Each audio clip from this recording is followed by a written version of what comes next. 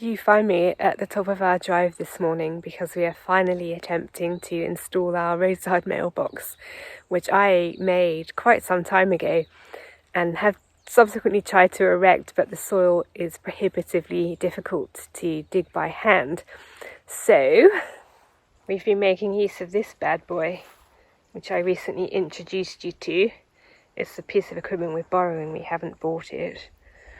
And you can see so far, now this post hole is bigger than it looks, it's just the soil's infilled, so we dug it to this depth so far. And because the soil here, unlike the orchard where we tested it, is a bit more stony and sticky, the lovely soil, as you can see, it's not quite coming across as red as it looks in real life, but this is lovely potato growing soil, I would say. The soil all around where I lived in the Scottish borders was this red colour, and they grew excellent potatoes in it. Anyway, by the by, so it's just where it's sticky. So Will's gone to collect a spade and a hand trowel, and we'll sort of dig it out and try and relieve the auger bit of some of this sticky mud that's attached to it. But this is the most important part, even just to dig the whole rest of the project of getting the mailbox up hinges from this fundamental part of the process. So far, so good. We're back down at the potting shed because we've dug the hole and Will tested the paste, and now we're just cutting it down to an appropriate height so that our mailbox isn't 12 feet in the air. For those of you who may not know what I'm talking about, this is our letterbox.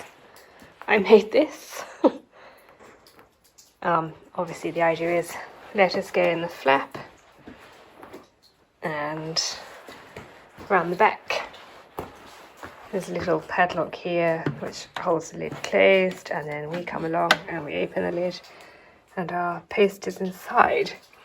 And I made it so that it's the appropriate size to fit our biggest piece of mail, which is the magazine Country Life. So this is a prototype.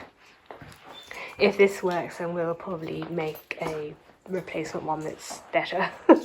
But I was quite pleased with this. So this is what we're attempting to install.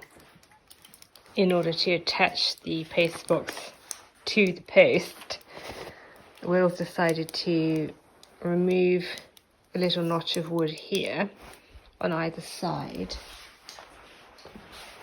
so that this bit of wood can slip in it and nestle on it, and then the mailbox will attach to this rather than attached to that, which is how I would have attached it.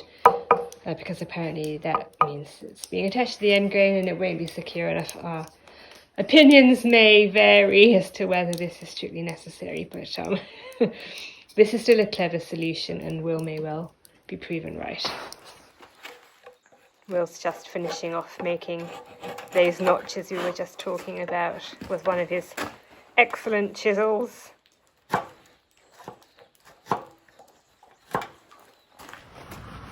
Okay, next phase. Paste is in the paste hole, so we're just trying to make sure it's nice and tightly packed and solidly in the ground. Okay. We managed to get the post in, and now I'm just trying the letterbox for size. This is how it looks. Forgive the car engine in the background, but it's up. Ready to receive our post. Good morning. So today is quite an exciting day for me because it is Bonfire Day. It's not ideal, and I'll explain why in a minute, but nevertheless I always feel relieved when I'm able to start having my bonfires, because it means that I'm able to make more rapid progress with keeping the property protected and under control than I can do when I'm having to take stuff to the tip. In this trailer beside me, as you can see, it's quite small. Anyway, so let's have a look at what we're up to this morning. The story so far is that I have accumulated this bonfire, which is bigger than it looks. It's about the size of a car. And then I have also accumulated this additional bonfire material from clearing the fire break, and we took down a dead tree that was by the drive. We like to keep the dead trees away from the drive, because obviously if they fall down and we're trying to evacuate, we're in a bit of trouble. And then just behind me I've got a little bit of other garden waste to go on the bonfire too. It's a bit suboptimal, as I say, because it's a very grey day. It sort of feels damp in the air. It rained yesterday, so I'm not too sure how well this is going to go. But I do find, so long as I can get it started, even just a bit, putting on this kind of material really helps it. For those of you who are new, or just to recap for those of you who've been here before, what I like to do is create what I call rolling bonfires. So I get a great big pile of stuff, and then I have an additional pile of other stuff, and I like to keep putting that additional material onto the bonfire, because I think to myself, it can be quite difficult lighting a bonfire, so I may as well maximise my use of it. So rather than just having lots of little bonfires, I tend to have a few, but I like to accumulate all this additional material so that I can essentially have 2 or 3 bonfires for the price of one. Anyway, so I just want to clear this stuff away because it's starting to accumulate. And then I already have another stash of material elsewhere on the property, which will form the basis of bonfire number 2. And just to give you a bit of an insight into how we roll here, under this water tank, which is adjacent to the room we call the library, there's this storage cupboard that we put a door on. And inside is a big stash of cardboard boxes that we've accumulated since the last bonfire. And what I like to do is pile up loads and loads of cardboard boxes in and around the bonfire. I light the cardboard boxes, and then hopefully they in turn light the bonfire. I don't like to use highly combustible materials. I don't like to start it with petrol, things like that. I just like to try and keep it simple, to keep it under control. The last thing I want is this bonfire to get out of control. So let's see how we go.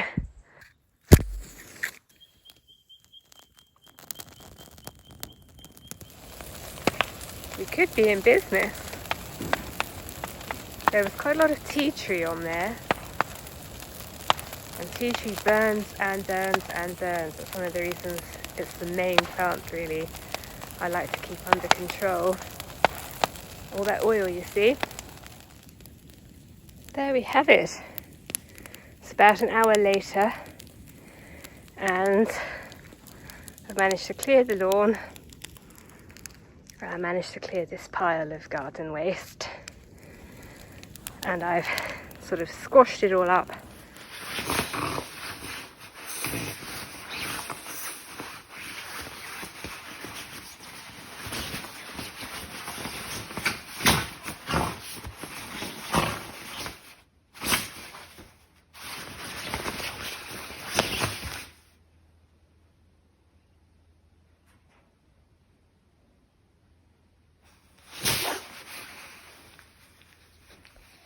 The joy of dogs.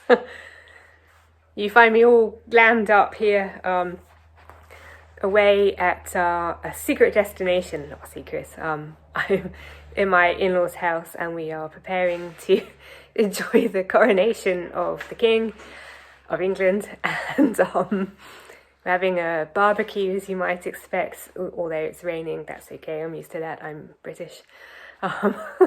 Anyway, so it's all fun and games. I didn't record the journey, but that's mostly because these days I do most of the driving just because I love my new car so much. Don't know what that was. Anyway, I love driving my car so much, so I can't really film and drive at the same time. Anyway, so it was a lovely journey, and now we're here, and now I'm enjoying playing with the dogs and looking forward to lunch and the coronation, which will be starting properly our time at 8 in the evening. I'm just up at the top of the hill. Don't know if you can even hear me. Taking the dogs for a walk, blowing the cobwebs away. Lovely morning, and we enjoyed the coronation. And now we're getting ready to head home and stoke the fire up because there would have been snow not too far away from us last night and today in terms of altitude, a few hundred metres further up. The chill is in the air and I'm loving it. I'll quickly swing you around so you can enjoy the view.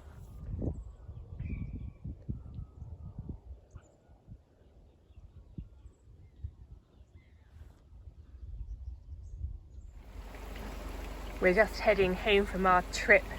I don't know if you can see that, but we've got snow. Not very good snow, and also some rain. We're going to head up the hill though, a bit further up the road to higher altitude to see if it's snowing better up there. This is exciting. Winter's on its way at last.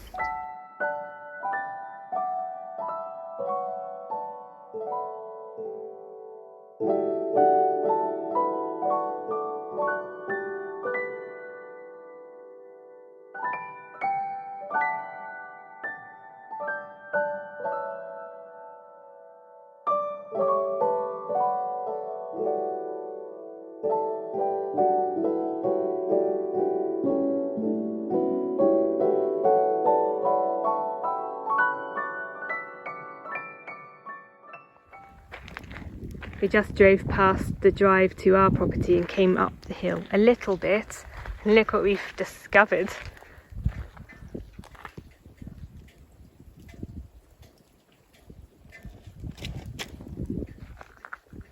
It's like we've stepped into Narnia. I am not gonna lie, I freaking love snow, and this is amazing. Might not be everyone's cup of tea, but I am very happy right now.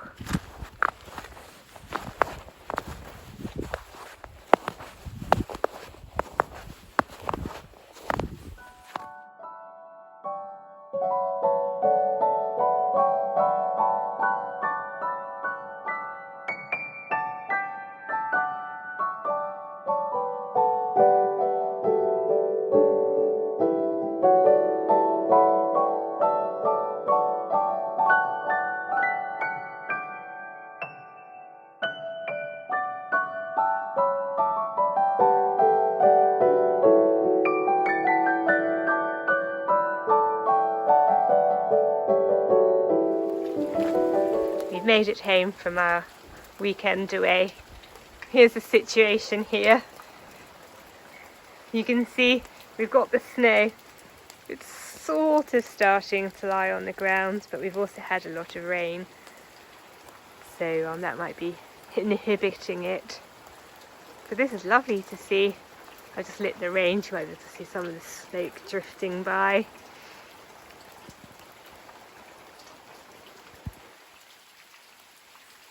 We're just a bit lower down in altitude from where we just were, and this is why it's so different here. It's just that little fraction warmer. Can you see that wallaby seeking shelter under the lime tree?